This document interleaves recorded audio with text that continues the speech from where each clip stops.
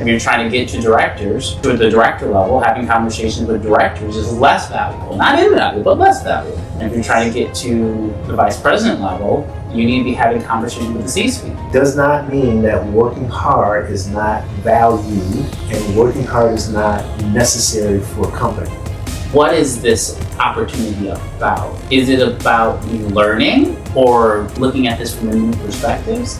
Or is this an opportunity for me to demonstrate to the senior leadership that I'm ready for a promotion?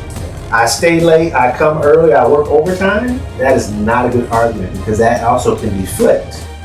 Hello out there, and welcome to this episode of Leadership Unfiltered. Today we're going to talk about why are you so busy but still not advancing? I'm Phillip Smith, coder by blood, architect by trade, and leader by choice, and I'm joined with my partner, Dr. Dayan Douse, and I am a coach and facilitator of transformational behavior. being busy but not advancing. And so this happens to so many people in their career where every assignment they say yes to. Every ask, they are on it. They are very busy and getting a lot done, but don't seem to be able to make it to that next level. I believe there's this belief that if I'm doing all of this work, that equates to me being able to handle the next level. Ooh. Yeah. And that is, again, Not true. Not true. That is not true. Not how it works. I think this is a really good topic to kind of dive into because what sets you up for the next level isn't what you're currently doing now. Simply being good at the level that you're at does not mean you're ready for the next level because the next level requires something different. It's about making sure from a quality perspective, you're demonstrating the capabilities of the next level, not volume. Yeah. Right? It's not about how much work you're taking on. Is that the work that was given to you by your leader? One of the lessons that I learned early in my career, specifically when I was trying to get to director, so I was a manager at the time, and the directors that were around me, if they needed something, I was trying to be responsive and provide that to them. That was in alignment with my job responsibilities. And I was spending an inordinate amount of time making sure that the work that I was doing was providing value to the directors. My VP at the time sat me down and said, "Phillip, directors don't make directors, VPs do." Yes.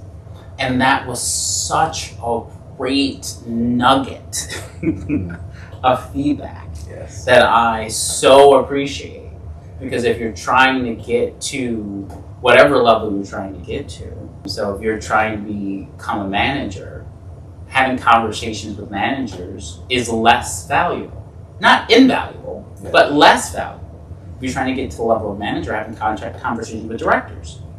If you're trying to get to directors, to the director level, having conversations with directors is less valuable. Not invaluable, but less valuable. You need to be having conversations with vice presidents. And if you're trying to get to the vice president level, you need to be having conversations with the C-suite. Because they're the ones who make the decision around who is ready. Yeah. And so being busy is not necessarily in alignment with making sure you're communicating that you're ready for that next opportunity. Yeah. So this is a really good topic because I get this conversation all of the time as a coach for people that are looking to advance. And they say those words, right? I'm working really hard and I keep getting overlooked. And so it is pulling those two things apart because they are not mutually exclusive. Meaning, just because you are working hard doesn't mean that equals advancement. Yes. It is all about value and it is about working on the right things and working on the things that provide you visibility. Because you can work really hard on really important things, and those are things that the company deems as things that we need to do, right? But those are things that we call sometimes operational, they keep the wheels on the bus, things that are just required of the organization to do, and we need people to do those things. But those aren't high visible things. High visible things are, things that the seniors leadership C-suite have deemed priority, things that will impact the bottom line of the company, things that the senior leaders have promised to the board or to Wall Street that they need to execute on. If you can somehow become part of those types of projects, those are highly visible, and you can show your skill set, expertise, talking to the right people, because those are the types of projects that those high level people are going to have a lot of interest in. So you'll have opportunity to showcase your talent at that level. That is where advancement comes from. Again, it does not mean that working hard is not valued and working hard is not necessary for a company. Absolutely, there are things that have to be done, but if they're not visible, if they're not high stakes types of things that you are working on, working hard doesn't get you there. The other part of that conversation is sometimes tenure. I've been working hard and I've been here a long time, so I should get a promotion. And then they get frustrated by seeing somebody else who hasn't been here that long, who they deem is not working as hard because they don't have as many tasks. They get promoted above them. And they say, well, that's not fair. And it's not about being fair, right? It's about the people who have the power to promote, which is usually the next level. So you mentioned it, right? Directors don't make directors, VPs do. It is, now do you have visibility with that level that can promote you? And that usually comes through projects or that sort of thing.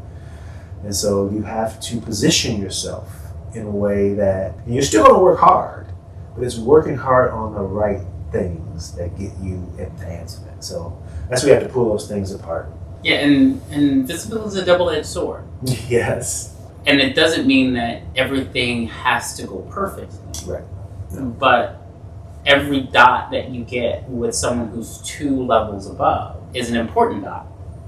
Because it will count. And so you want to make sure that when you are engaging in those opportunities, that those opportunities provide the opportunity for you to showcase your best and showcase the work that you can do. So I would caution against someone taking a stretch opportunity that also is highly visible if you're looking to be promoted. Right? So there are absolutely times you should take a stretch opportunity, but you want to take a stretch opportunity in a place where you can safely fail. Yes. And take away the learning that comes along with it, safely failing. When you are presented with an opportunity, it's really important that you look at that opportunity and go, what is this opportunity about? Is it about me learning and I can safely fail? And I'm going to give it my best, but not sure how this is going to turn out because I'm in a new space, or looking at this from a new perspectives, or is this an opportunity for me to demonstrate to the senior leadership that I'm ready for a promotion? Yeah. Because those are 2 different objectives. Yes. And it's really important that you be really clear about what those objectives are. And so, again, focusing on getting to that next level, you want to make sure that you understand who's making those decisions. Because the people that you may think are making those decisions may not actually be the people making those decisions. Yeah. And the influence that you think your direct leader has, while this may not be true for all organizations, it's true for most organizations. Your direct leader has little input into your next promotion. And while they can absolutely torpedo you, Yes. so you definitely want to make sure you retain what I call home court or home field advantage, Yes. which is making sure you retain your leader's support. Yes. But in terms of whether or not you get promoted to being their peer, that's not something they often get to influence heavily. Yeah, that's a good point. I want to define working hard. because there's many definitions Yes. to that. So someone has once said to me, as I had them describe working hard to me, they said, well, I work a lot of overtime, I stay after late, I come in early. And I said, tell me how that equates to working hard. That means you're working a lot. Yes. And working a lot and working hard are two different things. Yes. And so they try to describe it more. And I said, you also have to be careful if you go into a conversation with your boss's boss, the leader who can promote you, and use that type of language to say, this job is for me. This promotion should be mine because I work really hard, and they ask you to describe working really hard, and you say, I stay late, I come early, I work overtime. That is not a good argument, because that also can be flipped to say, how come you can't get your job done in the hours, in the core hours of the business, that you have to come early, work late, work overtime. Now you can argue there's a lot of work, but again, that's working a lot, not working hard, right? And so you have to be careful with your mindset around I'm working hard versus working a lot, because you're paid to work hard. So you can't use that argument that I work hard, because that's exactly why they're paying you. They're not paying you to put your feet up. And you would never use the argument, well, this job ain't that hard. So everybody, you would assume, now we know that's not true. Everybody's not working hard, but the going in position from a company's perspective, from your leader's perspective, is that everybody on my team is working hard. The question is about advancement, right? And so that's why I say you got to decouple those things, and you can't equate working hard or even working a lot with advancement, right? So my caution to anybody who's using that and has that mindset, know that the default position is that everybody's working hard and everybody's being paid to work hard. Working overtime, coming in early, staying late does not equate to working hard. That means you're working a lot. The question I would ask as your leader is that necessary, and what could we do to keep you in core hours? Because that should also not be the default, that you are coming in early, staying late, and working overtime. Companies typically don't like a lot of overtime. That's additional cost and expense for them. So that's not a good thing, although it's required at certain points.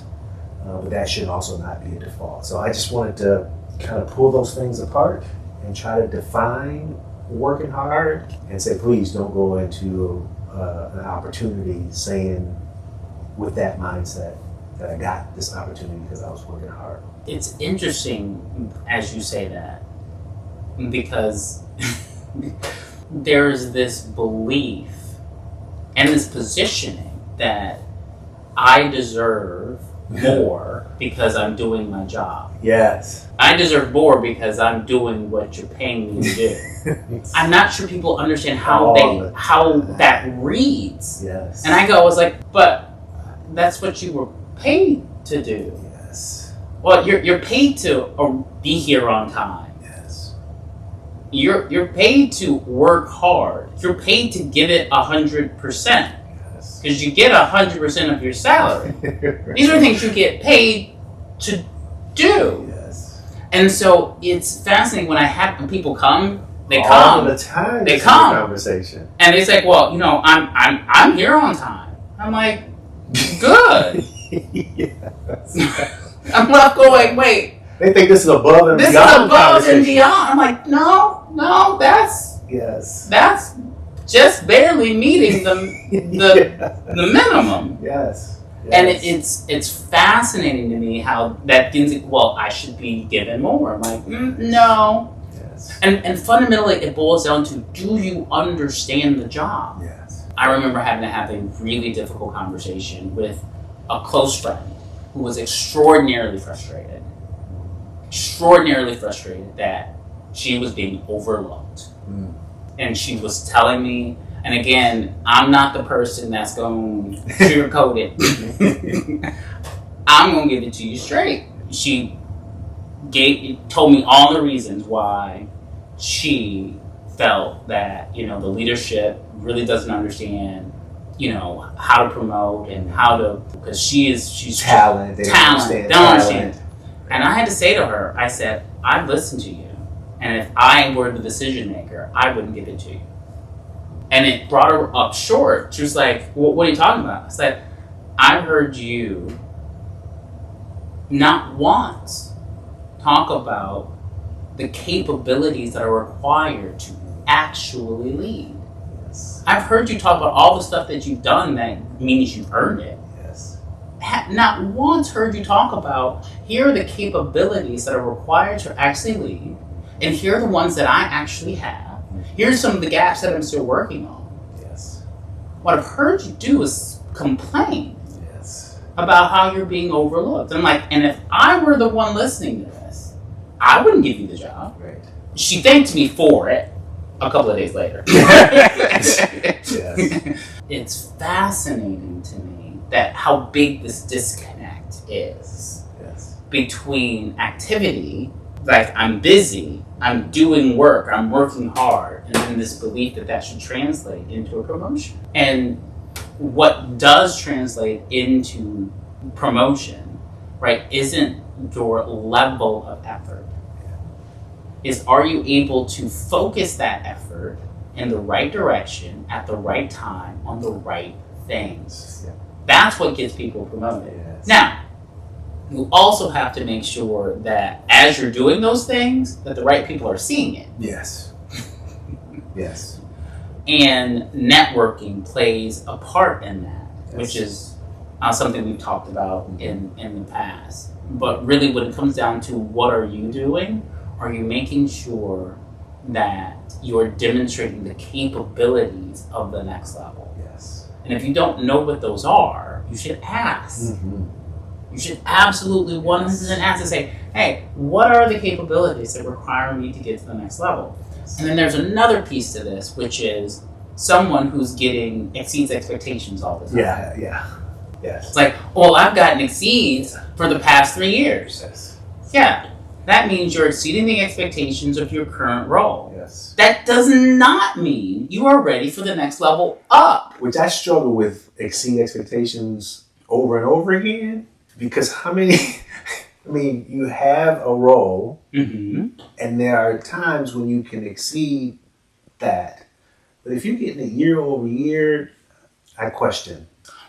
And I think there's some rare cases where that may apply, but in general, I agree with It's you. rare. I absolutely agree with you. And okay, so I'm going to go here.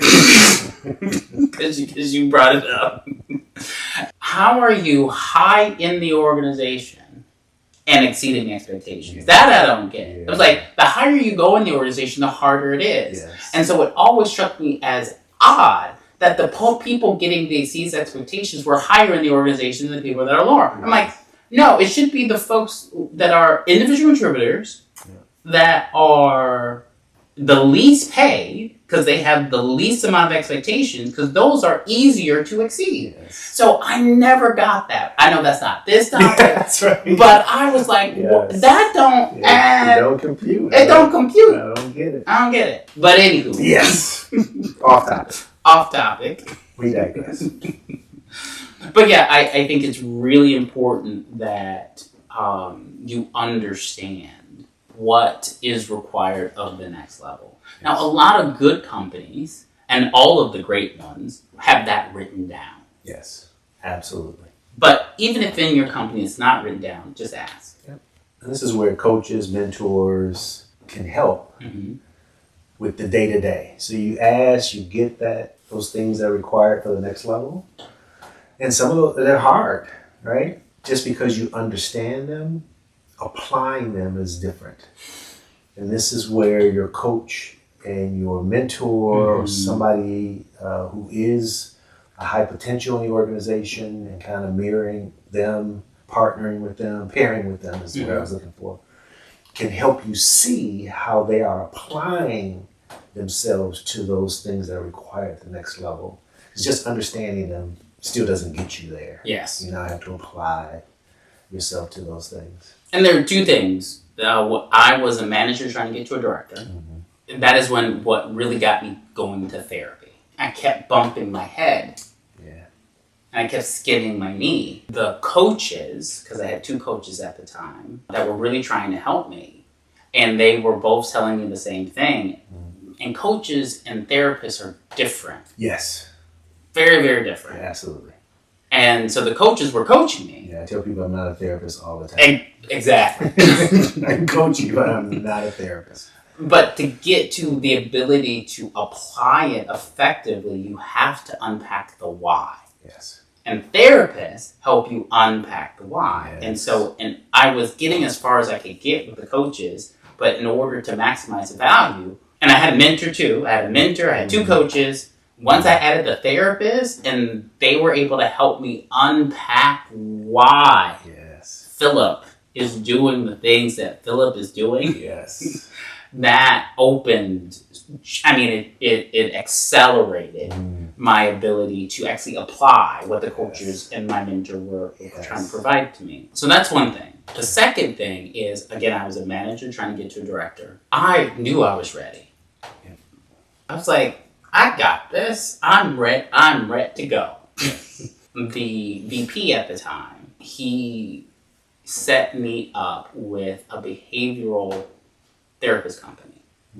And so what they do is they find your edges. And so it was a day long, and you're with 4 or 5 different behavioral therapists, and it's basically an assessment that you go through. And a lot of, when you go to like C-suite, they do the same thing. Like if you're getting ready to interview for vice president above and you're coming from outside, they do the same thing. Yeah. They give you to a behavioral therapist, or sometimes they're called other titles, but basically they go to someone who can understand, how you're doing. Yeah. I was a manager at the time, and I went through it. I tell you. So you take a series of tests, which I took them, and I'm an excellent test taker, so I wasn't worried about the test. Yeah.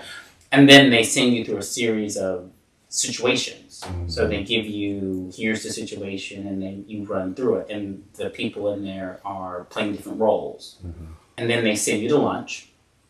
And then they come back and they go over some of the results that they're ready to share that day. And then you go off and they prepare the report and give it back to your company. And so I did the test. I was fine. And then they started putting me in these scenarios that would be required of me. And I had never been in those situations before. So I was a manager at the time. I'd never been in a situation where I had to act as a director. Yes. Which is much more horizontal. Yes. And much more about influence. And it was eye-opening. Yeah. So so they put me through those scenarios. I went to lunch, because they send you off to lunch. I went to lunch, and I, by myself at that table, cried.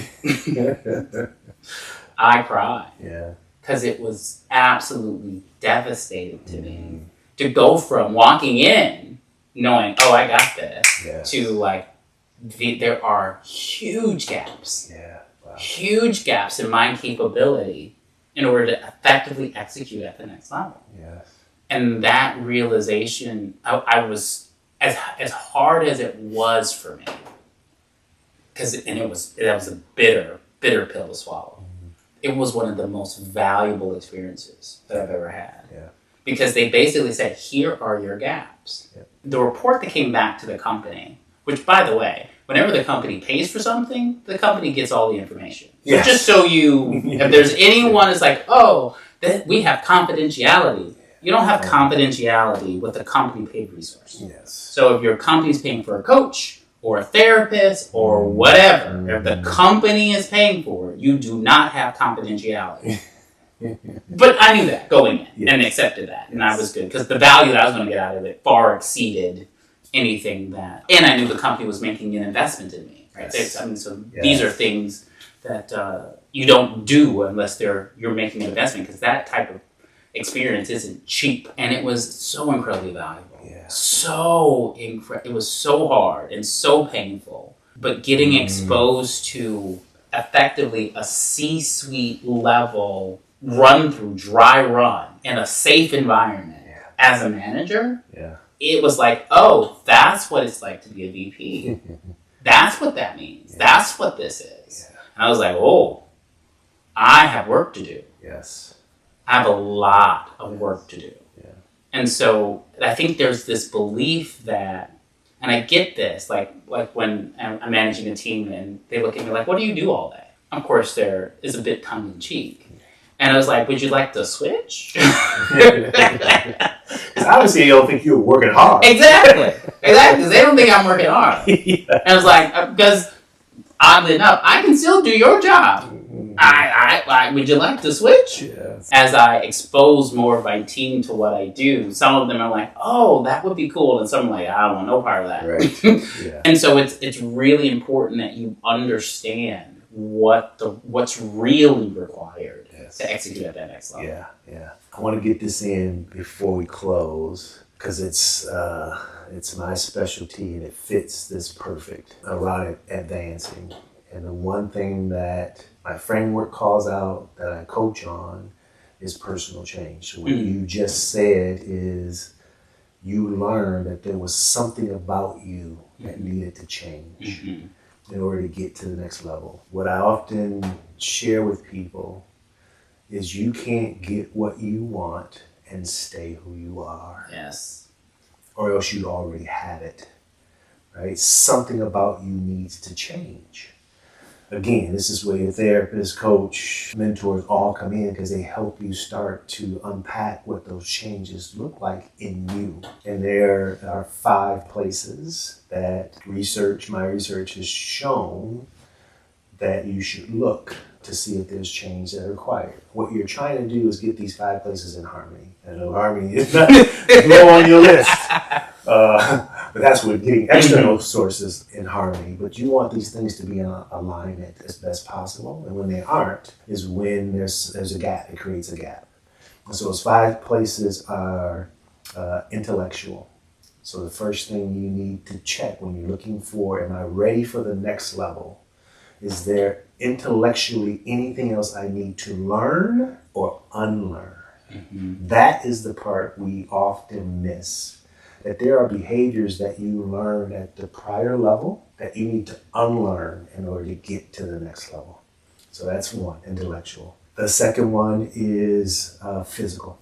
And that is, who are you surrounding yourself with? Or do you have these coaches, mentors, peers that can help get you prepared for the next level? So physically. And then we talked about culture. If physically you're in a place where culture does not fit, you're just not a fit for the next level. That is perfectly okay. Recognize that this place is not for me, and you need to physically leave that place. And physical is just also just your surroundings. So take a look at that. The third one is emotional. Are you emotionally ready for the next level? Because the next level, it sent you to therapy. Yes. Right? It is emotional at the next level. Whatever that next level is, there are emotions that go along with that you need to examine. Are you ready emotionally for that level? Spiritually, not religion, but your why. This is your values, your why for getting to the next level. Do they match your internal values for what you want at the next level? So intellectual, emotional, spiritual, physical, and the fifth one is social. And again, this is who you surround yourself with to make sure you got the right support system that can help you even once you get to the next level. Once you advance, you need a system of support around you because there will be days when all those other things that I mentioned will come into play, and you will need somebody, some people to go to and say, I don't know if I'm cut out for this. I don't know what this means. What do I do? You need socially to be in the right place. And what I tell people here is everybody can't advance with you. Everybody who was in your circle at the start cannot go with you. They just don't belong. Doesn't mean you have to cut them off. At the next level, that is not the place for them. Right? And so you have to separate yourself in some ways. I learned that lesson the hard way. I learned that with you. We were always kind of together, and then there was a period of time where I didn't see you. Physically throughout the day, you were just off doing your thing. And some people will take that as, well, screw you, right? You don't care. We ain't got the same relationship no more. No, I'm at a place now. I'm trying to get to a place where at this moment, that place, I need other people around me. That's not a slight against you. That's just what I need in this moment. I need you for something else. And so you just have to recognize that and be honest with the people around you. So I just wanted to share those things, because that you just can't stay who you are and get what you want. Yes. And because the rest of that, which you said, and I'll reiterate, otherwise you'd already have it. You already have it. And that's just such a real and true statement. So today we talked about why am I so busy but still not being promoted. And that's a good topic. We covered the difference between working hard and working a lot versus working smart in terms of getting to where you want to go. Covered some deeper reasons and ways to get around that. And fundamentally it boils down to fundamentally have to know what it takes to get to that next level. And if it's not written down, you got to ask. And you have to do that self-introspection to make sure that you're in a place so that you can do that work. Yeah. If this content really resonates with you, or you think it should resonate, could resonate with others, please like, subscribe, leave a comment. We really want this channel to grow and provide this content to as many people as we possibly can. And with that, thank you. Thanks for tuning in to Leadership Unfiltered. We hope you have found value in our conversation and are ready to take action in your leadership journey. If you enjoyed this episode, subscribe, share, and leave us a review. And don't forget to connect with us on social media for more leadership insights and resources. Until next time, keep leading with purpose.